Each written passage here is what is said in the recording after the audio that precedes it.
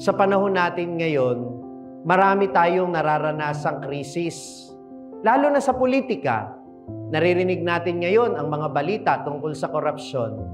Bakit mayroong korupsyon? Kasi may mga taong hindi na kontento sa biyaya na ibinibigay ng Diyos.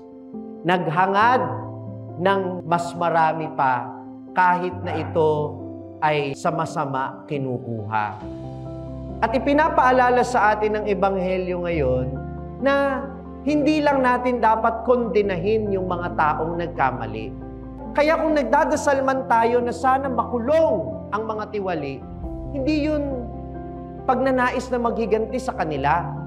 Bilang Kristiyano, gusto natin silang makulong. Tanong niyo sa akin, bakit?